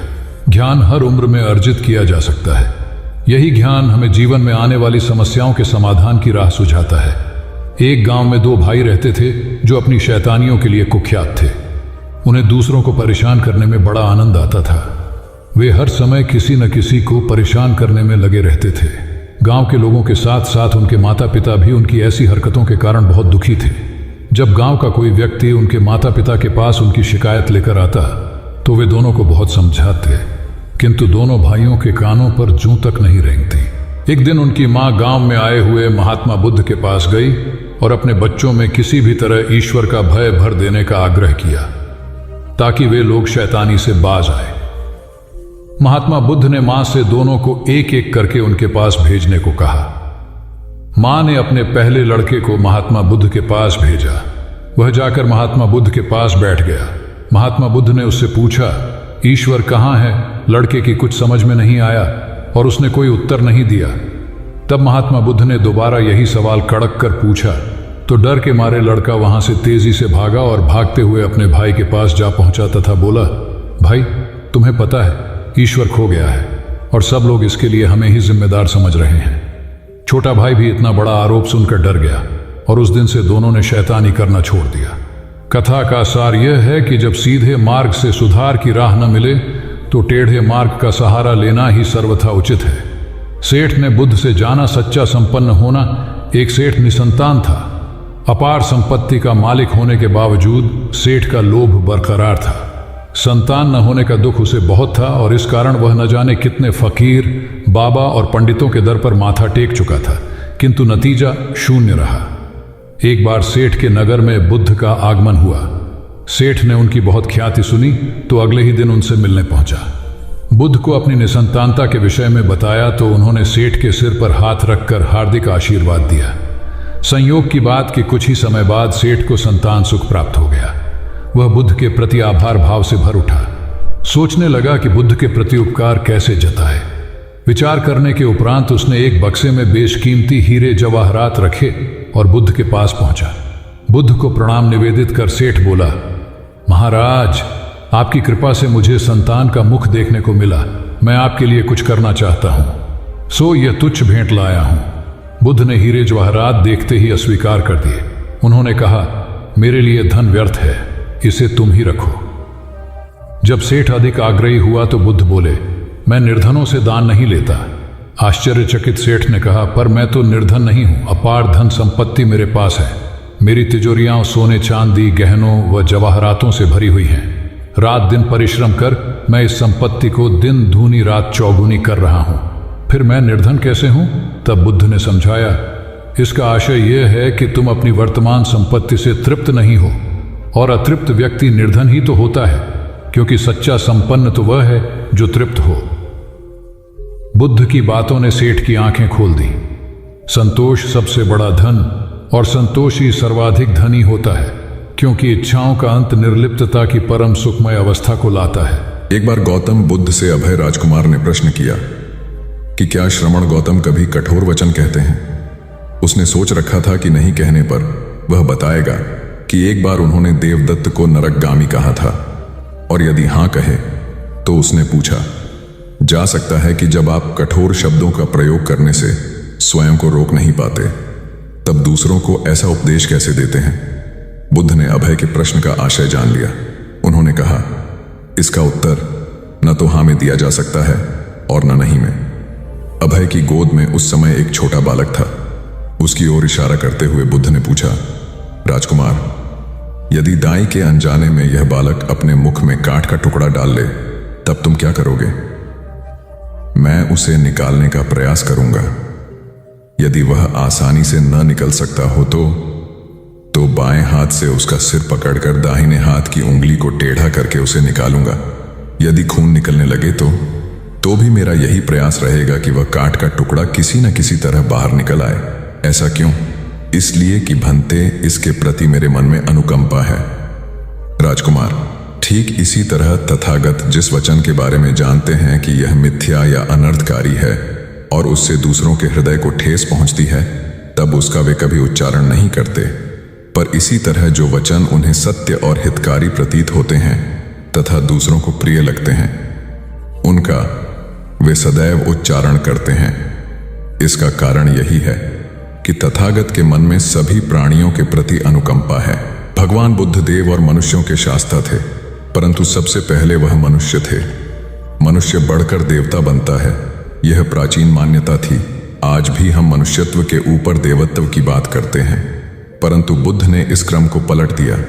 उन्होंने कहा, यह जो मनुष्यता है वही देवताओं का सुगति प्राप्त करना कहलाती है। देवता जब सुगति प्राप्त करता है तब वह मनुष्य बनता है। देवताओं में विलास है, राग द्वेष ईर्ष्या और मोह भी वहां है। निर्वाण की साधना वहां नहीं हो सकती, इसके लिए देवताओं को मनुष्य बनना पड़ता है। मनुष्यों में ही देव पुरुष का आविर्भाव होता है, जिनको देवता नमस्कार करते हैं। मानवता धर्म का उपदेश देने वाले बुद्ध स्वयं मानवता के जीते जागते रूप थे। यहाँ उनके जीवन से संबंधित खुद प्रसंग दिए जाते हैं, जिनसे उनके व्यक्तित्व में बैठी हुई गहरी मानवता का दर्शन होता है। भगवान का परिनिर्वाण होने वाला है। रात का पिछला पहर है। भिक्षु उनकी शैया को घेरे बैठे हैं। बुद्ध उन्हें उपदेश दे रहे हैं, कह रहे हैं, भिक्षुओं, बुद्ध धर्म और संघ के विषय में कुछ शंका हो तो पूछ लो। पीछे मलाल मत करना कि भगवान हमारे सामने थे पर हम उनसे कुछ पूछ न सके। कोई शिष्य नहीं बोलता। भगवान 3 बार कहते हैं, पर कोई भिक्षु कुछ पूछने को नहीं उठता। भगवान को शंका होती है कि कहीं वे उनके गौरव का विचार करके पूछने में संकोच तो नहीं कर रहे। इसलिए वह कहते हैं, शायद भिक्षुओं, तुम मेरे गौरव के कारण नहीं पूछ रहे। जैसे मित्र मित्र से पूछता है, वैसे तुम मुझसे पूछो। बुद्ध अपने शिष्यों की समान भूमिका पर आ जाते हैं। उनकी यह विनम्रता मनुष्य धर्म की आदर भूमि है। बुद्ध ने अपने को भिक्षुओं का कल्याण मित्र कहा है, जो उनकी मानवीय सहृदयता और विनम्रता को सूचित करता है। एक दूसरा दृश्य भी उसी समय का है। चंद कर्मार पुत्र के यहाँ बुद्ध ने अंतिम भोजन किया था। उसके बाद ही उन्हें खून गिरने की कड़ी बीमारी हो गई थी, जो उनके शरीरांत का कारण बनी।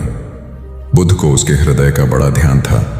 भक्त उपासक को यह अफसोस हो सकता था कि उसका भोजन करके ही भगवान का शरीर छूट गया। इसलिए आखिरी सांस लेने से पहले उन्होंने आनंद को आदेश दिया, आनंद, चंद कर्मार पुत्र की इस चिंता को दूर करना और कहना, आयुष्मान तूने बद्धा लाभ कमाया कि मेरे भोजन को करके तथागत परिनिर्वाण को प्राप्त हुए। जिसके हृदय में अगाध करुणा थी, वह ऐसा क्यों न कहता। उसने अपने पति के द्वारा बुद्ध के चरणों में प्रणाम अर्पित करवाया। भगवान ने उसे आशीर्वाद देते हुए कहा, कोल्य पुत्री सुप्रवास, सुखी हो जाए, चंगी हो जाए। सुखी और चंगी होकर बिना किसी कष्ट के वह पुत्र प्रसव करे। ब्राह्मणों के साथ भी उनकी पूरी सहानुभूति थी, जैसे कि विश्व के सभी प्राणियों के साथ उनकी पूरी सहानुभूति थी। बावरी नामक ब्राह्मण के एक शिष्य ने जब अपने गुरु की ओर से भगवान के चरणों में प्रणाम निवेदन किया तो भगवान ने आशीर्वाद देते हुए कहा, शिष्यों सहित बावरी ब्राह्मण सुखी हो। माणवक, तुम भी सुखी हो, चिरजीवी हो। बुद्ध के पास छोटा बड़ा जो भी जाता था वह उससे कहते थे, आओ तुम्हारा स्वागत है। भगवान अपनी अंतिम यात्रा में पावा और कुशीनारा के बीच जा रहे थे। रास्ते में उन्हें पुक्कुस मल्लपुत्र नामक व्यापारी मिला। उसने उन्हें एक दुशाला भेंट किया, परंतु भगवान उसे अकेले कैसे आड़ते। वह अपने शिष्य आनंद को सम्मानित करना चाहते थे। उन्होंने कहा, पुक्कुस, दुशाले के एक भाग को मुझे ओढ़ा दे, दूसरे को आनंद को। पुक्कुस ने ऐसा ही किया। भूल करने वालों के प्रति भी बुद्ध की अनुकंपा का पार न था। एक बार एक ब्राह्मण ने भगवान को वेरंजा में वर्षावास करने का निमंत्रण दिया।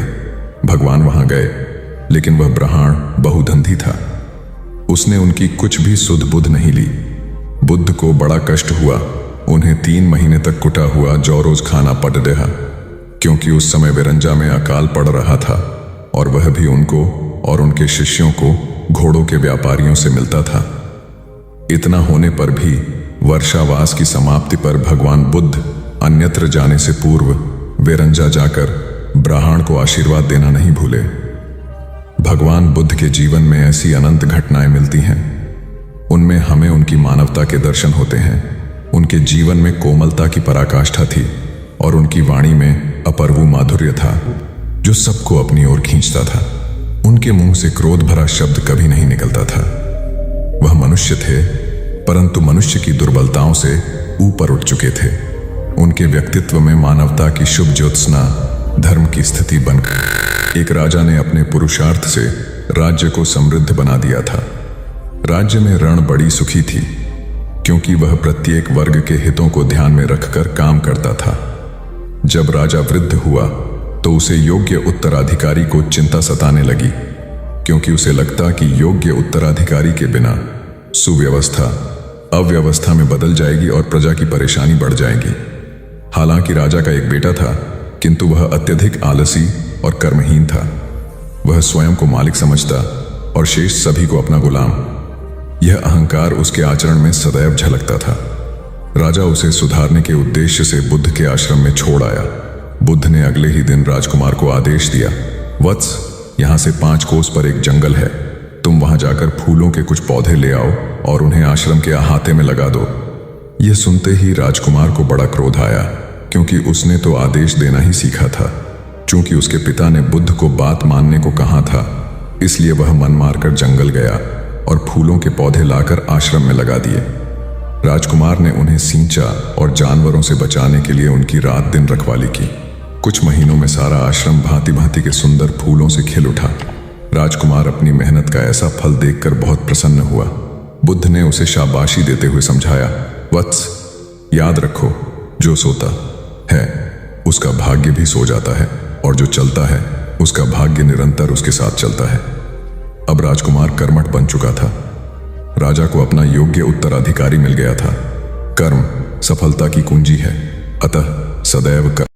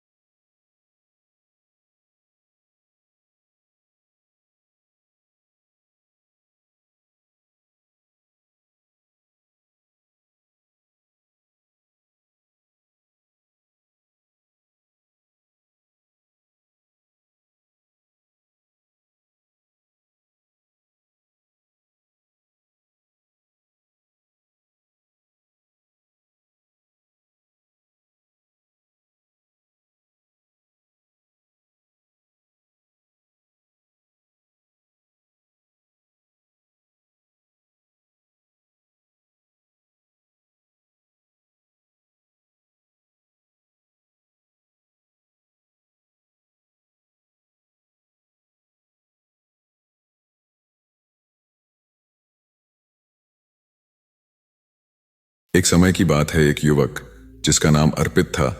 अर्पित एक पुराने जमाने के गांव में रहता था। अर्पित सामान्य जीवन जी रहा था, परंतु उसके मन में एक सवाल हमेशा उठता था। मैं कैसे ऐसा बनूं कि लोग मेरी ओर आकर्षित हों, मेरी सलाह लेने को आतुर हों और मेरी बुद्धिमानी का सम्मान करें।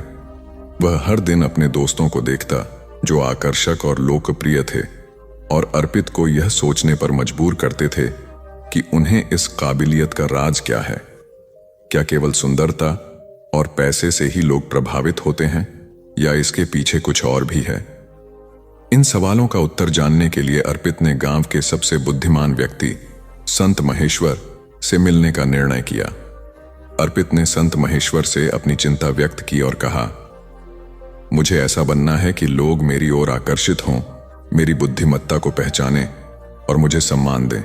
मुझे इसका रास्ता बताइए। संत महेश्वर मुस्कुराए और बोले, अर्पित, केवल दिखावे या धन से लोग प्रभावित नहीं होते।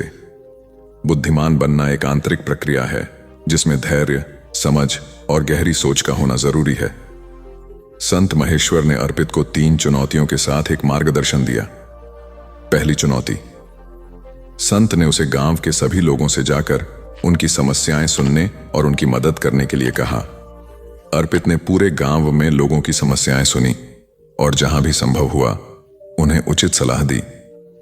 धीरे धीरे अर्पित को यह समझ आया कि हर किसी की समस्याएं अलग अलग होती हैं और सटीक समाधान के लिए गहरे चिंतन और धैर्य की आवश्यकता होती है। दूसरी चुनौती। अगली चुनौती में संत महेश्वर ने अर्पित को कहा कि वह 1 महीने तक एक भी शब्द न बोले, केवल सुने। इस अनुभव ने अर्पित को सिखाया कि मौन का भी अपना मूल्य होता है। बोलने से पहले सही समय का इंतजार करना और सुनना बहुत जरूरी होता है। जब अर्पित ने लोगों की बातें ध्यान से सुनी तो वह उनके दृष्टिकोण को समझने लगा और सही समाधान देने के लिए बेहतर ढंग से तैयार हुआ। तीसरी चुनौती।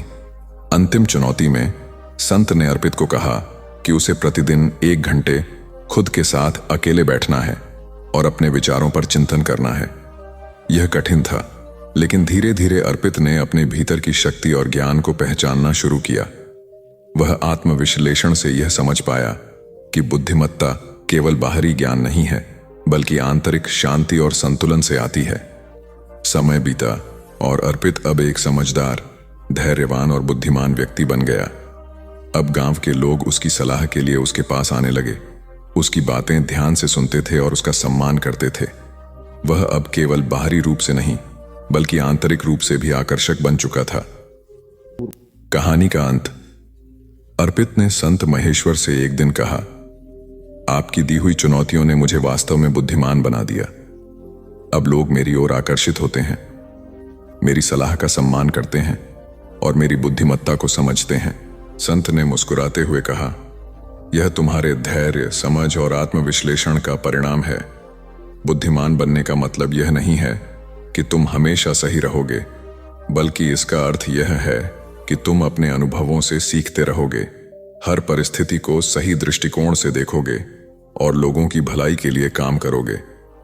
यही वह बुद्धिमत्ता है जिसकी वजह से लोग तुम्हें पाने के लिए तरसेंगे। अर्पित अब समझ चुका था कि बुद्धिमान बनने का सबसे बड़ा रहस्य खुद को जानना, समझना और दूसरों के प्रति करुणा रखना है। वह न केवल गांव का सबसे बुद्धिमान व्यक्ति बना, बल्कि अपने संतुलित और समझदार स्वभाव के कारण सभी का प्रिय बन गया। शिक्षा। सच्ची बुद्धिमत्ता आंतरिक शांति, समझ और धैर्य से आती है। जो व्यक्ति जीवन को सही दृष्टिकोण से देखता है और आत्मनिरीक्षण करता है, वह न केवल खुद के लिए बल्कि समाज के लिए भी मूल्यवान बन जाता है और लोग उसके पास आने के लिए तरसते हैं।